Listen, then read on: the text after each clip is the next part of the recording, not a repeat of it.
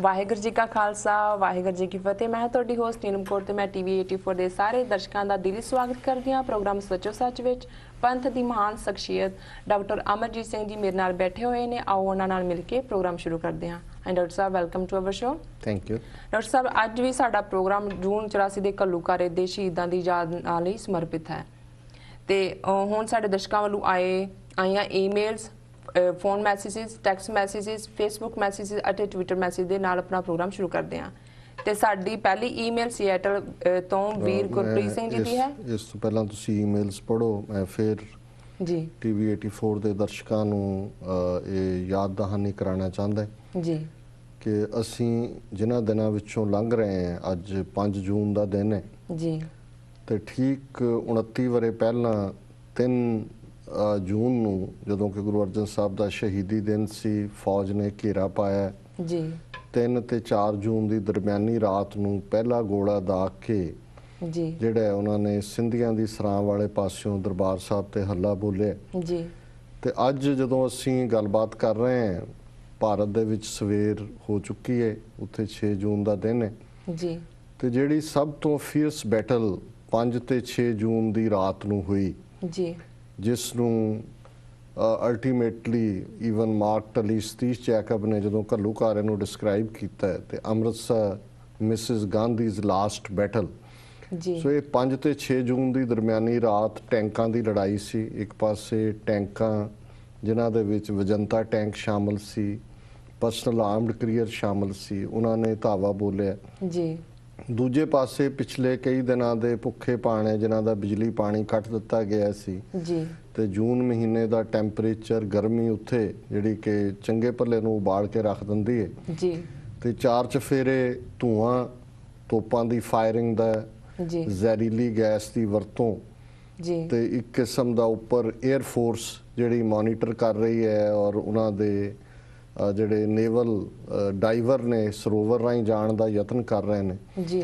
ਸੋ ਇਹ ਰਾਤ ਜਿਹੜੀ ਹੈ 5 ਤੇ 6 ਜੂਨ ਦੀ, ਇਹ ਵੀ ਜਿਵੇਂ ਅਸੀਂ ਚਮਕੌਰ ਦੀ ਗੜੀ 10ਵੇਂ ਪਾਤਸ਼ਾਹ ਦੀ ਕਮਾਂਡ ਥੱਲੇ 40 ਸਿੱਖ, 2 ਸਾਹਿਬਜ਼ਾਦੇ ਜਿਨ੍ਹਾਂ 'ਚ ਸ਼ਾਮਲ ਨੇ ਜੀ, ਜਿਵੇਂ ਉਹਨਾਂ ਨੇ ਉਹ ਅਸਾਵੀਂ ਲੜਾਈ ਲੜੀ ਅਸਾਵੇਂ ਹਥਿਆਰਾਂ ਦੇ ਨਾਲ ਜੀ। ਇੱਕ ਪਾਸੇ ਸਾਡੇ ਇਸ ਮਾਡਰਨ ਯੁੱਗ ਦੇ ਵਿੱਚ ਵੀ ਸੰਤ ਜਰਨੈਲ ਸਿੰਘ ਖਾਲਸਾ ਪਿੰਡਾਂ ਵਾਲੇ, ਜਨਰਲ ਸੁਬੇਗ ਸਿੰਘ, ਭਾਈ ਅਮਰੀਕ ਸਿੰਘ ਜਿਹੜੇ ਇਸ ਅਸਾਵੀਂ ਲੜਾਈ ਦੇ ਹੀਰੋ ਨੇ ਜੀ, ਕਿ ਕਿਵੇਂ ਟੈਂਕਾਂ ਤੋਪਾਂ ਦੇ ਸਾਹਮਣੇ ਡਟ ਕੇ ਖਲੋਤੇ ਜੀ, ਕਿਵੇਂ ਪੁਰਜ਼ਾ ਕੱਟ ਮਰੇ ਕਬੂ ਨਾ ਛਾੜੇ ਖੇਤ ਜੀ, ਉਸ ਜੰਗ ਦੇ ਵਿੱਚ ਲੜੇ ਦੀਨ ਕੇ ਹੇਤ ਦੀ ਗੱਲ ਨੂੰ ਉਹਨਾਂ ਨੇ ਜਿਹੜਾ ਉਹ ਸੱਤ ਕਰ ਦਿਖਾਇਆ ਜੀ। ਸੋ ਅੱਜ ਦਾ ਸਾਡਾ ਇਹ ਪ੍ਰੋਗਰਾਮ ਸੰਤ ਜਰਨੈਲ ਸਿੰਘ ਜੀ ਖਾਲਸਾ ਪਿੰਡਾਂ ਵਾਲੇ ਤੇ ਉਹਨਾਂ ਦੇ ਸਾਥੀ ਸਮੂਹ, ਉਹਨਾਂ ਸਿੰਘਾਂ ਸਿੰਘਣੀਆਂ ਦੀ ਯਾਦ ਨੂੰ ਸਮਰਪਿਤ ਹੈ ਜੀ, ਜਿਨ੍ਹਾਂ ਨੇ ਬਹਾਦਰੀ ਦੇ ਨਾਲ, ਖਾਲਸਾਈ ਸੂਰਮਗਤੀ ਦੇ ਨਾਲ ਅਕਾਲ ਤਖਤ ਸਾਹਿਬ ਦੀ ਪਵਿੱਤਰਤਾ, ਮਾਣ ਮਰਿਆਦਾ, ਅਜ਼ਮਤ ਜੀ ਤੇ ਕੌਮੀ ਘਰ ਦੀ ਕੁਰਬਾਨੀ ਲਈ ਸ਼ਹੀਦੀਆਂ ਦਿੱਤੀਆਂ ਨੇ। ਔਰ ਬਾਕੀ ਹੋਰ ਥਾਵਾਂ ਤੇ ਵੀ, ਕਿਉਂਕਿ ਇਹੀ ਸਮੇਂ ਜਦੋਂ ਕਿ ਗੁਰਦੁਆਰਾ ਤਰਨਤਾਰਨ ਸਾਹਿਬ ਦੀਆਂ ਪ੍ਰਕਰਮਾਂ 'ਚ ਟੈਂਕ ਲਿਆਂਦੇ ਗਏ, ਉੱਥੇ ਵੀ ਸਿੰਘਾਂ ਨੇ ਮੁਕਾਬਲਾ ਕੀਤਾ ਜੀ। ਗੁਰਦੁਆਰਾ ਮੁਕਤਸਰ ਸਾਹਿਬ ਦੀਆਂ ਪ੍ਰਕਰਮਾਂ 'ਚ ਟੈਂਕ ਲਿਆਂਦੇ ਗਏ, ਗੁਰਦੁਆਰਾ ਦੂਖ ਨਿਵਾਰਨ ਸਾਹਿਬ ਦੀਆਂ ਪ੍ਰਕਰਮਾਂ 'ਚ ਟੈਂਕ ਲਿਆਂਦੇ ਗਏ ਜੀ। ਸੋ ਇਹ ਹਿੰਦੁਸਤਾਨੀ ਫੌਜ ਦਾ ਸਿੱਖ ਗੁਰਧਾਮਾਂ ਦੇ ਉੱਤੇ ਟੈਂਕਾਂ ਦੇ ਨਾਲ ਕੀਤਾ ਹਮਲਾ ਜਿਹੜਾ, ਜੇ ਦੁਨੀਆ ਦੀ ਮਿਲਟਰੀ ਹਿਸਟਰੀ ਦੇ ਵਿੱਚ ਇਹ ਇੱਕ ਅਸਾਵੀਂ ਲੜਾਈ ਹੈ ਤਾਂ ਸਾਡੀਆਂ ਯਾਦਾਂ ਦੇ ਵਿੱਚ ਵੀ ਇਹ ਹਮੇਸ਼ਾ ਉਕਰੇ ਰਹਿਣੇ ਚਾਹੀਦੇ ਨੇ ਜੀ, ਕਿ ਕਿਹਨਾਂ ਦੇ ਨਾਲ ਸਾਡਾ ਵਾਹ ਸੀ ਔਰ ਕਿਵੇਂ ਇਹਨਾਂ ਨੇ 5 ਸਦੀਆਂ ਦਾ ਵੈਰ ਕਮਾਇਆ ਜੀ, ਇਸ ਨੂੰ ਉਹਨਾਂ ਨੇ ਸਰੰਜਾਮ ਦਿੱਤਾ। ਸੋ ਅਸੀਂ ਇਸ ਪ੍ਰੋਗਰਾਮ ਨੂੰ ਆਪਣੇ ਸਮੂਹ ਉਹਨਾਂ ਘੱਲੂਘਾਰੇ ਦੇ ਸ਼ਹੀਦ ਸਿੰਘਾਂ ਸਿੰਘਣੀਆਂ, ਭੁਜੰਗੀ ਭੁਜੰਗੜਾਂ, ਬਜ਼ੁਰਗ ਮਾਤਾਵਾਂ, ਬਜ਼ੁਰਗ ਪਿਤਾਵਾਂ, ਉਹਨਾਂ ਸਾਰਿਆਂ ਦੀ ਯਾਦ ਨੂੰ ਸਮਰਪਿਤ ਕਰਦੇ ਹਾਂ ਜੀ। ਡਾਕਟਰ ਸਾਹਿਬ, ਸਾਡੀ ਪਹਿਲੀ ਈਮੇਲ ਸੀਐਟਲ ਤੋਂ ਵੀਰ ਗੁਰਪ੍ਰੀਤ ਸਿੰਘ ਜੀ ਦੀ ਹੈ। ਇਹ ਲਿਖਦੇ ਹਨ, ਡਾਕਟਰ ਅਮਰਜੀਤ ਸਿੰਘ ਜੀ ਸਤਿ ਸ੍ਰੀ ਅਕਾਲ। ਸਭ ਤੋਂ ਪਹਿਲਾਂ ਮੈਂ ਤੁਹਾਡਾ ਬਹੁਤ ਧੰਨਵਾਦ ਕਰਨਾ ਚਾਹੁੰਦਾ ਹਾਂ ਕਿ ਤੁਸੀਂ ਸੱਚੋ ਸੱਚ ਨੂੰ ਸ਼ੁਰੂ ਕਰਕੇ ਬਹੁਤ ਵੱਡਾ ਉਪਰਾਲਾ ਕੀਤਾ ਹੈ। ਇਹ ਸਿੱਖਾਂ ਵਿੱਚ ਬਹੁਤ ਜਾਗਰਤੀ ਲਿਆ ਰਿਹਾ ਹੈ। ਮੇਰੇ ਕੁਝ ਸਵਾਲ ਹਨ। ਪਹਿਲਾ ਸਵਾਲ ਹੈ ਕਿ ਇਸ ਪ੍ਰੋਗਰਾਮ ਦਾ ਟਾਈਮ ਬਦਲਿਆ ਜਾ ਸਕਦਾ ਹੈ। दूसरा सवाल कि टीवी 84 कोल फंड्स ਦੀ ਕਮੀ ਹੈ ਜਾਂ ਵਰਕਰਾਂ ਦੀ ਜਾਂ ਫਿਰ ਕੋਈ ਹੋਰ ਗੱਲ ਹੈ ਕਿ ਤੁਸੀਂ ਸੱਚੋ ਸੱਚ ਨੂੰ ਸੇਮ ਡੇ YouTube ਤੇ ਕਿਉਂ ਨਹੀਂ ਪਾਉਂਦੇ। तीसरा सवाल YouTube ਨੇ ਲਾਈਵ ਸਟ੍ਰੀਮ ਸ਼ੁਰੂ ਕੀਤਾ ਹੈ, ਉਸ ਤੇ ਆਪਣਾ ਚੈਨਲ ਨਹੀਂ ਪਾ ਸਕਦੇ, ਕਿਰਪਾ ਕਰਕੇ ਜਵਾਬ ਜ਼ਰੂਰ ਦੇਣਾ। ਡਾਕਟਰ ਸਾਹਿਬ, ਸਭ ਤੋਂ ਪਹਿਲਾਂ ਵੀਰ ਗੁਰਪ੍ਰੀਤ ਸਿੰਘ ਜੀ ਦਾ ਬਹੁਤ-ਬਹੁਤ ਧੰਨਵਾਦ। ਉਹਨਾਂ ਨੇ ਸਾਨੂੰ ਸੀਐਟਲ ਤੋਂ ਲਿਖਿਆ ਜੀ, ਉਹਨਾਂ ਨੇ ਤਾਰੀਫ ਵੀ ਕੀਤੀ ਹੈ, ਉਹਨਾਂ ਨੂੰ ਚੰਗਾ ਲੱਗਦਾ ਹੈ ਸੱਚੋ ਸੱਚ, ਅਸੀਂ ਉਹਨਾਂ ਦੇ ਸ਼ੁਕਰਗੁਜ਼ਾਰ ਹਾਂ।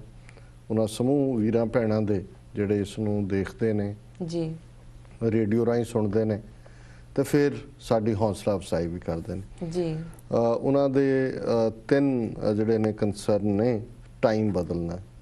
ਪਤਾ ਨਹੀਂ ਕਿਉਂ ਵੀਰ ਗੁਰਪ੍ਰੀਤ ਸਿੰਘ ਜੀ ਟਾਈਮ ਬਦਲਣਾ ਚਾਹੁੰਦੇ ਨੇ, ਕਿਉਂਕਿ ਕਿਸੇ ਵੀ ਟੀਵੀ ਚੈਨਲ ਦੇ ਪ੍ਰਾਈਮ ਆਵਰਸ ਹੁੰਦੇ ਨੇ ਜਿਹਨੂੰ ਪ੍ਰਾਈਮ ਟਾਈਮ ਕਿਹਾ ਜਾਂਦਾ ਜੀ, ਤੇ ਜਦੋਂ ਇਹ 8 ਤੋਂ 9 ਬ੍ਰੌਡਕਾਸਟ ਹੁੰਦਾ ਹੈ ਤੇ ਇਹ ਪ੍ਰਾਈਮ ਟਾਈਮ ਹੈ। ਜਿਹੜੇ ਕੋਈ ਬੈਸਟ ਸ਼ੋਅ ਕਿਸੇ ਚੈਨਲ ਦੇ ਹੁੰਦੇ ਨੇ ਉਹ ਇਸ ਆਵਰ ਦੇ ਵਿੱਚ ਜਾਂ 8 ਤੋਂ 10 ਦੇ ਆਵਰ ਪ੍ਰਾਈਮ ਟਾਈਮ ਆਵਰ ਮੰਨੇ ਜਾਂਦੇ ਨੇ ਜੀ। ਸੋ ਅਸੀਂ ਸਗੋਂ ਇਸ ਗੱਲ ਨੂੰ ਮੱਦੇਨਜ਼ਰ ਰੱਖਦੇ ਹਾਂ ਕਿ ਇਹ ਪ੍ਰਾਈਮ ਟਾਈਮ ਬੇਸ਼ੱਕ 8 ਤੋਂ 9 ਈਸਟ ਕੋਸਟ ਦਾ ਹੈ ਜੀ, ਪਰ ਕੈਲੀਫੋਰਨੀਆ ਜਾਂ ਵੈਸਟ ਕੋਸਟ ਜਿਹਦੇ ਚ ਸੀਐਟਲ ਹੈ ਜਿੱਥੇ ਵੀਰ ਗੁਰਪ੍ਰੀਤ ਸਿੰਘ ਰਹਿੰਦੇ ਨੇ ਜੀ, ਉਹਨਾਂ ਦੇ ਲਈ 6 ਵਜੇ ਦਾ ਟਾਈਮ ਜਿਹੜਾ ਹੈ ਜਾਂ 5 ਤੋਂ 6 ਕਿਉਂਕਿ ਉਹਨਾਂ ਦਾ ਬਣਦਾ ਹੈ ਜੀ, ਉਹ ਕੰਮਾਂ ਤੇ ਹੁੰਦੇ ਨੇ ਬਹੁਤ ਸਾਰੇ।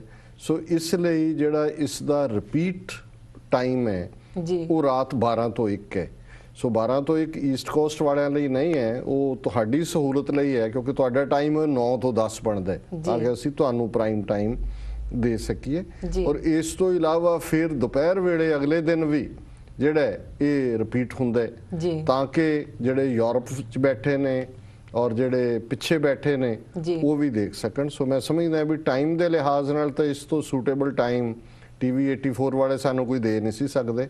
ਅਸੀਂ ਮੰਗਿਆ ਇਹ ਵਕਤ, ਉਹਨਾਂ ਨੇ ਮੂੰਹ ਮੰਗਿਆ, ਸਾਨੂੰ ਟਾਈਮ ਦਿੱਤਾ ਹੈ ਔਰ ਸਲੋਟ ਦਿੱਤੇ ਜੀ।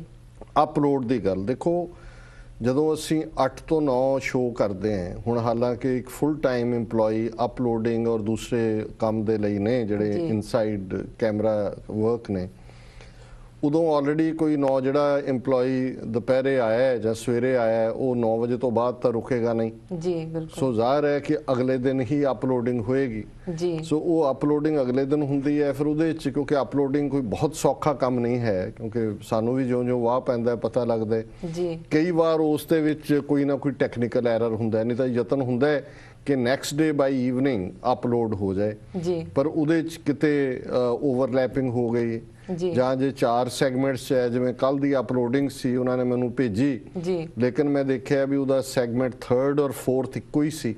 ਹਾਲਾਂਕਿ ਉਹਨਾਂ ਨੇ ਰਿਕਾਰਡ ਕੀਤਾ ਬਟ ਸਮਹਾਉ ਜਦੋਂ ਅਪਲੋਡਿੰਗ ਵੇਲੇ ਉਹ ਓਵਰਲੈਪ ਹੋਇਆ। ਫਿਰ ਉਹਨਾਂ ਨੂੰ ਅੱਜ ਮੈਂ ਲਿਖਿਆ ਕਿ ਵੀ ਇਹਨੂੰ ਕਰੈਕਟ ਕਰੋ ਸਵੇਰੇ ਜਦੋਂ ਮੈਂ ਉਹਨੂੰ ਮੋਨੀਟਰ ਕੀਤਾ ਜੀ।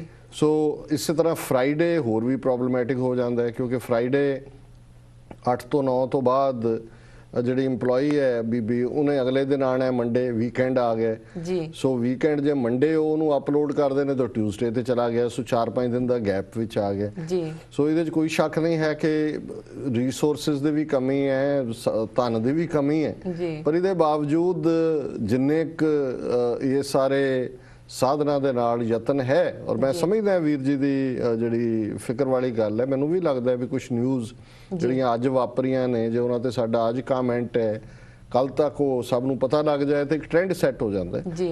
ਸੋ ਫਿਰ ਵੀ ਅਸੀਂ ਇਹ ਯਤਨ ਕਰ ਰਹੇ ਹਾਂ ਕਿ ਇਹਨੂੰ ਹੋਰ ਕਿਸੇ ਨਾ ਕਿਸੇ ਤਰੀਕੇ ਦੇ ਨਾਲ, ਹੋਰ ਇਹਦਾ ਕੋਈ ਚਾਰਾ ਨਹੀਂ ਹੈ, ਲੇਕਿਨ ਜੇ ਨੈਕਸਟ ਡੇ ਅਪਡੇਟ ਹੁੰਦੇ ਰਹਿਣ 4 ਦਿਨਾਂ ਦੇ, ਫਰਾਈਡੇ ਦਾ ਕੋਈ ਨਾ ਕੋਈ ਪ੍ਰਬੰਧ ਕਰਨ ਦਾ ਸੋਚਦੇ ਹਾਂ ਕਿ ਬਾਈ ਵੀਕਐਂਡ ਕੁਝ ਹੋ ਸਕਦਾ ਹੋਏ ਜੀ। ਲਾਈਵ ਸਟ੍ਰੀਮ YouTube ਤੇ ਦੇਖੋ ਆਲਰੇਡੀ ਇੰਟਰਨੈਟ ਦਾ ਸਾਡੇ ਕੋਲ ਆਪਣੀ ਸਟ੍ਰੀਮਲਾਈਨਿੰਗ ਹੈ ਜਿਹਦੇ ਤੇ ਹੁੰਦਾ ਹੈ ਜੀ।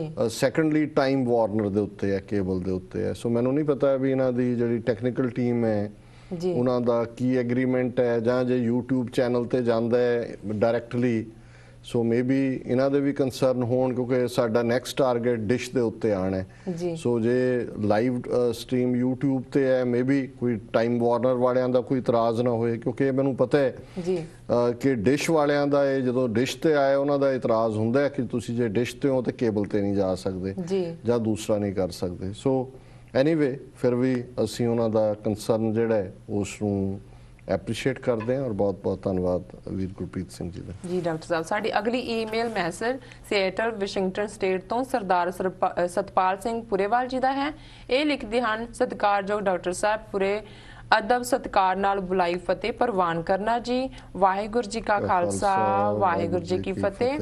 ਆਪ ਜੀ ਦਾ ਪ੍ਰੋਗਰਾਮ ਸੱਚੋ ਸੱਚ ਵੇਖੀਦਾ ਹੈ, ਬਹੁਤ ਚੰਗਾ ਲੱਗਦਾ ਹੈ, ਪਰ ਜੋ ਸਲਾਹ ਮਸ਼ਵਰਾ ਤੁਸੀਂ ਦਿੰਦੇ ਹੋ ਕਿ ਉਸ ਤੇ ਸਾਡੇ ਬਾਹਰ ਵਸਦੇ ਲੋਕ ਜਾਂ ਲੀਡਰਸ਼ਿਪ ਅਮਲ ਕਰਦੇ ਹਨ, ਮੈਨੂੰ ਇੱਕ ਗੱਲ ਦੀ ਸਮਝ ਨਹੀਂ ਲੱਗਦੀ ਕਿ ਇੱਕ ਪਾਸੇ ਤਾਂ ਸਾਡੀ ਲੀਡਰਸ਼ਿਪ ਤੇ ਲੋਕ ਨਾਨਕਸ਼ਾਹੀ ਕੈਲੰਡਰ 2003 ਨੂੰ ਮਾਨਤਾ ਦੇਈ ਬੈਠੇ ਹਨ ਅਤੇ ਦੂਜੇ ਪਾਸੇ ਕੈਲੰਡਰ ਦੇ ਕਾਤਲਾਂ ਨੂੰ ਗੁਰਦੁਆਰਿਆਂ ਵਿੱਚ ਸੱਦ ਕੇ ਉਹਨਾਂ ਨੂੰ ਸਿਰਫ ਸੁਣਦੇ ਹੀ ਨਹੀਂ ਬਲਕਿ ਉਹਨਾਂ ਦੇ ਗਲਾਂ ਵਿੱਚ ਸਰੋਪੇ ਵੀ ਪਾਏ ਜਾ ਰਹੇ ਹਨ। ਇਹੋ ਜਿਹੀਆਂ ਹੋਰ ਵੀ ਮਿਸਾਲਾਂ ਹਨ ਜਦੋਂ ਕਿ ਪੰਜਾਬ ਵਿੱਚ ਤਬਾਹੀ ਨੂੰ ਲਿਜਾ ਰਹੇ ਲੀਡਰਾਂ ਨੂੰ ਇੱਥੇ ਇਹ ਲੋਕ ਜੀ ਆਇਆਂ ਕਹਿਣ ਲਈ ਇੱਕ ਦੂਜੇ ਤੋਂ ਮੋਰੀ ਹੋ ਡਿੱਗਦੇ ਵੇਖੇ ਹਨ। ਇਸ ਦਾ ਕੀ ਹੱਲ ਹੈ? ਡਾਕਟਰ ਸਾਹਿਬ, ਸਭ ਤੋਂ ਪਹਿਲਾਂ ਤਾਂ ਵੀਰ ਸਤਪਾਲ ਸਿੰਘ ਪੁਰੇਵਾਲ ਜੀ ਦਾ ਬਹੁਤ ਧੰਨਵਾਦ। ਉਹਨਾਂ ਨੇ ਸੀਐਟਲ ਤੋਂ ਲਿਖਿਆ ਜੀ। ਇਹਨਾਂ ਦੋਨਾਂ ਵੀਰਾਂ ਦੀਆਂ ਈਮੇਲਸ ਕਈ ਦਿਨਾਂ ਦੀਆਂ ਆਈਆਂ ਸੀ। ਮੈਂ ਕਿਹਾ ਅੱਜ ਸੀਐਟਲ ਵਾਲਿਆਂ ਨੂੰ ਖੁਸ਼ ਕਰ ਦਈਏ, ਸੋ ਅਸੀਂ ਕਿਹਾ ਜੀ ਅੱਜ ਮੁੱਢਲੀਆਂ ਦੋਨੋਂ ਇਹਨਾਂ ਦੀਆਂ ਹੀ ਹੋਣਗੀਆਂ ਜੀ। ਵਕਤ ਬਚਿਆ ਤੇ ਬਾਕੀਆਂ ਨੂੰ ਦਿਆਂਗੇ, ਨਹੀਂ ਤਾਂ ਸੀਐਟਲ ਦੇ ਹਵਾਲੇ ਜੀ। ਇਹ ਵੀਰ ਬੜੇ ਪੰਥ ਦਰਦੀ ਨੇ ਔਰ ਇਹਨਾਂ ਨੇ ਬਹੁਤ ਵੱਡਾ ਕੰਮ ਕੀਤਾ ਹੈ, ਗੁਰਬਾਣੀ ਟਿਊਟਰ, ਔਰ ਹੁਣ ਵੀ ਕਿਸੇ ਹੋਰ ਪ੍ਰੋਜੈਕਟ ਤੇ ਕੰਮ ਕਰ ਰਹੇ ਨੇ ਜਿਹੜਾ ਕਿ ਗੁਰਬਾਣੀ ਨਾਲ ਸੰਬੰਧਿਤ ਹੈ ਜੀ। ਇਹ ਵੀਰ ਜਜ਼ਬਾਤੀ ਨੇ ਤੇ ਬਹੁਤ ਵਾਰ ਜਦੋਂ ਇਹ ਕਿਤੇ ਦੇਖਦੇ ਨੇ ਕਿ ਕੋਈ ਪੰਥ ਵਿਰੋਧੀ ਗੱਲ ਹੋ ਰਹੀ ਹੈ ਤੇ ਇਹ ਫਿਰ ਸਹਾਰਦੇ ਨਹੀਂ, ਇਹ ਉਸ ਬਾਰੇ ਐਕਸਪ੍ਰੈਸ ਵੀ ਕਰਦੇ ਨੇ, ਚੈਲੰਜ ਵੀ ਕਰਦੇ ਨੇ। ਸਾਡੇ ਨਾਲ ਇਹਨਾਂ ਦਾ ਵਿਸ਼ੇਸ਼ ਸਨੇਹ ਹੈ, ਪਿਆਰ ਕਰਦੇ ਨੇ ਜੀ। ਉਹਨਾਂ ਦਾ ਕੰਸਰਨ ਬਿਲਕੁਲ ਠੀਕ ਹੈ। ਦੇਖੋ, ਪਹਿਲੀ ਗੱਲ ਤਾਂ ਅਸੀਂ ਜਦੋਂ ਕੋਈ ਵੀ ਆਪਣੀ ਟਿੱਪਣੀ ਕਰਦੇ ਹਾਂ ਜੀ, ਸਾਡਾ ਯਤਨ ਤਾਂ ਸੱਚ ਨੂੰ ਸਾਹਮਣੇ ਲਿਆਉਣਾ ਹੁੰਦਾ ਜੀ। ਅਮਲ ਉਸ ਮਸ਼ਵਰੇ ਤੇ ਜਾਂ ਟਿੱਪਣੀ ਤੇ ਲੀਡਰਸ਼ਿਪ ਕਿੰਨਾ ਕਰਦੀ ਹੈ, ਲੋਕ ਕਿੰਨਾ ਕਰਦੇ ਨੇ ਜੀ। ਅਸੀਂ ਸਮਝਦੇ ਹਾਂ ਵੀ ਜੇ ਲੋਕਾਂ 'ਚ ਜਾਗਰੂਕਤਾ ਹੋਏਗੀ ਜੀ ਤੇ ਲੀਡਰ ਜਾਂ ਗੁਰਦੁਆਰਾ ਕਮੇਟੀਆਂ ਜਾਂ ਹੋਰ ਅਹੁਦੇਦਾਰ ਜੇ ਕੋਈ ਲੈਪਸ ਕਰਨਗੇ, ਕੋਈ ਅਵੇਸਲਾਪਨ ਕਰਨਗੇ ਜਾਂ ਕੋਈ ਐਂਟੀ ਪੰਥਕ ਗੱਲ ਕਰਨਗੇ ਤੇ ਜਿਨ੍ਹਾਂ ਕੋਲ ਜਾਣਕਾਰੀ ਉਹਨਾਂ ਨੂੰ ਕਨਫਰੰਟ ਕਰਨਗੇ ਜੀ। ਤੇ ਜੇ ਉਹਨਾਂ ਨੂੰ ਪਤਾ ਹੀ ਨਹੀਂ ਹੋਏਗਾ ਵੀ ਕੀ ਹੋ ਰਿਹਾ ਫਿਰ ਉਹ ਮਨਮਰਜ਼ੀ ਕਰਨਗੇ ਜੀ। ਸੋ ਜ਼ਾਹਿਰ ਹੈ ਵੀ ਇਮੀਡੀਏਟ ਤਾਂ ਇਹ ਕੋਈ ਇਸ ਕਿਸਮ ਦੀ ਸੰਜੀਵਨੀ ਬੂਟੀ ਨਹੀਂ ਹੈ ਵੀ ਜਿਹੜੇ ਮੂਰਛਾ 'ਚ ਪਏ ਨੇ ਉਹ ਉੱਠ ਕੇ ਬਹਿ ਜਾਣਗੇ ਜੀ ਜੀ। ਪਰ ਅਸੀਂ ਸਮਝਦੇ ਹਾਂ ਵੀ ਇਹ ਹੌਲੀ ਹੌਲੀ ਮਾਲਿਸ਼ ਕਰਨ ਵਾਂਗੂ ਹੈ ਕਿ ਵੀ ਜਿਉਂ-ਜਿਉਂ ਤੁਸੀਂ ਮੈਸਾਜ ਕਰਦੇ ਹੋ ਕਿਤੇ ਨਾ ਕਿਤੇ ਸਾਹ ਸੱਤ ਮੁੜਨ ਲੱਗਦਾ ਹੈ, ਮਾੜਾ ਮੋਟਾ ਹੋ ਕੇ ਫਿਰ ਬੰਦਾ ਉੱਠ ਕੇ ਬੈਠਣ ਦੀ ਸੋਚਦਾ ਹੈ, ਜੇ ਬੈਠੇਗਾ ਫਿਰ ਖਲੋਏਗਾ, ਖਲੋਏਗਾ ਤੁਰੇਗਾ, ਤੁਰੇਗਾ ਫਿਰ ਭੱਜੇਗਾ। ਸੋ ਇੰਨਾ ਕੁ ਸਾਡਾ ਯਤਨ ਹੈ ਕਿ ਅਵੇਅਰਨੈਸ ਕ੍ਰੀਏਟ ਕੀਤੀ ਜਾਏ। ਨਾਨਕਸ਼ਾਹੀ ਕੈਲੰਡਰ ਦੇ ਹਵਾਲੇ ਨਾਲ ਵੀ ਉਹਨਾਂ ਨੇ ਕਿਹਾ ਕਿ ਵੀ ਇੱਕ ਪਾਸੇ ਕੁਝ ਐਸੀਆਂ ਕਮੇਟੀਆਂ ਨੇ ਜਿਹੜੀਆਂ ਕਹਿੰਦੇ ਨੇ ਜੇ ਅਸੀਂ ਲਾਗੂ ਕੀਤੇ, ਪਰ ਜਦੋਂ ਕੋਈ ਦੂਜੀ ਧਿਰ ਦਾ ਆ ਜਾਂਦਾ ਹੈ ਜਿਨ੍ਹਾਂ ਨੇ ਪੂਰਾ ਟਿਲ ਲਾ ਕੇ ਇਹਦਾ ਭਗਵਾਂਕਰਨ ਕਰਵਾਇਆ ਜਾਂ ਹਿੰਦੂਕਰਨ ਕਰਵਾਇਆ, ਉਹਨਾਂ ਦੇ ਗਲ 'ਚ ਵੀ ਸਰੋਪਾਓ ਪਾ ਦਿੰਦੇ ਨੇ। ਔਰ ਇਹੀ ਹਾਲ ਪੰਜਾਬ ਦੇ ਵਿੱਚ ਜਿਨ੍ਹਾਂ ਨੇ ਸਿੱਖਾਂ ਦੀ ਨਸਲਕੁਸ਼ੀ ਕੀਤੀ ਹੈ ਜਾਂ ਅੱਜ ਵੀ ਉਹਨਾਂ ਤਾਕਤਾਂ ਦੇ ਨਾਲ ਉਹ ਭਾਈਵਾਲ ਬਣੇ ਹੋਏ ਨੇ ਜੀ, ਉਹਨਾਂ ਨੂੰ ਵੀ। ਔਰ ਇਸ ਬਾਰੇ ਅਸੀਂ ਅੱਗੇ ਵੀ ਜ਼ਿਕਰ ਕੀਤਾ ਸੀ ਕਿ ਇਹ ਜਿਹੜਾ ਐਟੀਚਿਊਡ ਹੈ, ਫੋਟੋ ਕਲਚਰ ਇਹਨੂੰ ਮੈਂ ਕਹਿੰਦਾ, ਅਕਸਰ ਫੋਟੋ ਵੀ ਨਹੀਂ ਮੈਂ ਕਹਿੰਦਾ, ਇਹਨੂੰ ਫੋਟੋ ਕਲਚਰ ਜੀ, ਕਿ ਸਾਡੀ ਫੋਟੋ ਆਉਣੀ ਚਾਹੀਦੀ ਹੈ ਗੱਭੇ ਅਖਬਾਰ ਦੇ ਜੀ। ਬਿਲਕੁਲ। ਫਿਰ ਉਹਦੇ ਲਈ ਉਹ ਚੋਰ ਹੋਏ, ਸਾਧ ਹੋਏ, ਕਾਲਾ ਚੋਰ ਹੋਏ, ਪੀਲਾ ਹੋਏ, ਹਰਾ ਹੋਏ, ਹਰ ਤੁਰੇ ਜਾਂਦੇ ਨੂੰ ਖੜੇ ਕਰਕੇ ਉਹਨਾਂ ਨੇ ਵਿੱਚ ਆਪਣੀ ਫੋਟੋ ਜਿਹੜੀ ਹੈ ਖਿਚਾ ਕੇ ਫਿਰ ਭਾਵੇਂ ਜਿਹੜੀ ਉਹ ਖਬਰ ਭੇਜਣੀ ਹੈ ਉਹਦੇ ਲਿਫਾਫੇ 'ਚ ਵੀ $100 ਪਾ ਦਿੰਦੇ ਨੇ ਤਾਂ ਕਿ ਅਖਬਾਰ ਵਾਲਾ ਉਹਨੂੰ ਲਾ ਦੇ। ਸੋ ਇਹ ਜਿਹੜੀ ਇਸ ਕਿਸਮ ਦੀ, ਔਰ ਇੱਥੇ ਸਿਧਾਂਤਾਂ ਦੇ ਨਾਲ ਜਿਹੜਾ ਉਹ ਸਮਝੌਤਾ ਨਹੀਂ ਕੀਤਾ ਜਾਂਦਾ, ਸਿਧਾਂਤਾਂ ਦਾ ਖਿਲਵਾੜ ਉਡਾਇਆ ਜਾਂਦਾ ਜੀ।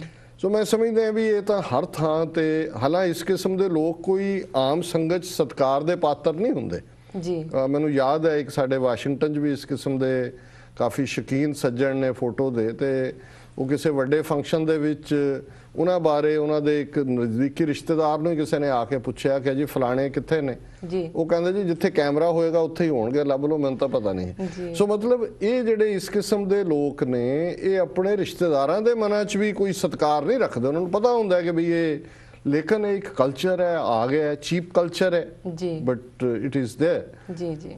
ਸੋ ਇਸ ਤੋਂ ਜ਼ਿਆਦਾ ਮੈਂ ਹੁਣ ਕੀ ਕਹਿ ਸਕਦਾ ਜੀ। ਡਾਕਟਰ ਸਾਹਿਬ, ਇੱਥੇ ਲੈਣਾ ਇੱਕ ਛੋਟਾ ਬ੍ਰੇਕ। ਵੀਅਰਸ ਈਮੇਲ ਦਾ ਸਿਲਸਿਲਾ ਇਸ ਤਰ੍ਹਾਂ ਜਾਰੀ ਰਹੇਗਾ। ਮਿਲਦੇ ਹਾਂ ਇੱਕ ਛੋਟੇ ਬ੍ਰੇਕ ਤੋਂ ਬਾਅਦ।